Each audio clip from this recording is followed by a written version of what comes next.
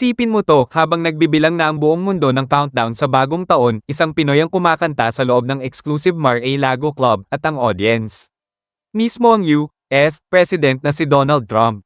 Pero ang tanong ng marami ngayon, bakit mas pinapansin pa siya sa ibang bansa kaysa sa sarili niyang bayan? Main story. Nag-viral sa social media ang isang nakakaintrigang post mula sa joint Facebook account ni na Marcelito Pomoy at ng kanyang asawa na si Joanne nitong ika-1 ng Enero 2026. Ang mensahe, diretso at emosyonal, disregarded in the Philippines, honored in other countries. Agad itong umani ng libo-libong reactions at comments. May halong tuwa, lungkot at galit ang naramdaman ng netizens. Ang dahilan ng post na ito ay ang video ng personal na pagtatagpo ni Marcelito Pomoy at ni US President Donald Trump sa New Year's Eve party na ginanap sa Mar-a-Lago Club sa Palm Beach, Florida, isang exclusive venue na pagmamay-ari mismo ni Trump. Marcelito meets Trump. Isa si Marcelito sa mga special performers ng New Year's Eve Bash. Hindi lang basta kanta, kundi isang performance na nagdala ng kanyang signature dual voice style sa harap ng mga elite guests. Ayon sa video na ibinahagi ni Joanne, hindi lang nagpa-picture si Marcelito kay Trump, nag-shake hands sila, nagkaroon ng maikling usapan, at kitang-kita ang respeto at paghanga sa naging interaction, caption ni Joanne.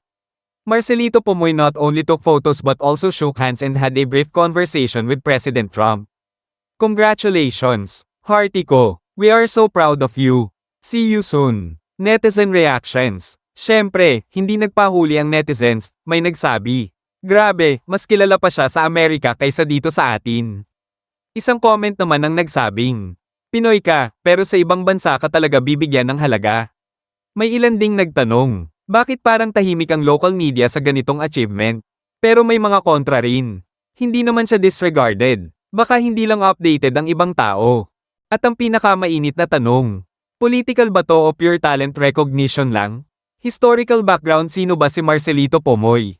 Balikan natin sandali, si Marcelito Pomoy ay unang nakilala matapos manalo sa Pilipinas Got Talent noong 2011. Ang kanyang kakaibang kakayahan, isang lalaki na kayang umawit bilang tenor at soprano, ang nagbigay sa kanya ng global attention, mula Europa, Asia, hanggang Amerika. Palagi siyang imbitado sa international shows, nagperform na siya sa Italy, Germany, China, at iba pang bansa, at madalas standing ovation ang inaani niya, isang lesser-known fact. Mas madalas na napupuno ang kanyang concert venues abroad kaysa sa local solo concerts niya noon sa Pilipinas. Dito na pumapasok ang mas malalim na usapan, bakit nga ba may mga artist na mas napapahalagahan sa labas ng bansa kaysa sa sarili nilang bayan? Ito ba ay dahil mas exposed ang international audience sa ganitong klaseng talent? O dahil mas mabilis tayong magsawa sa sariling atin?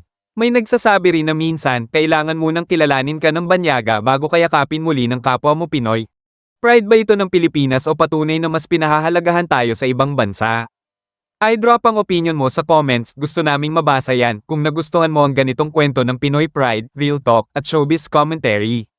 Huwag kalimutang mag-like, mag-subscribe, at i-hit ang notification bell para updated ka sa mga susunod na mainit na usapan. Hanggang sa susunod, dahil dito, bawat kwento may mas malalim na ibig sabihin.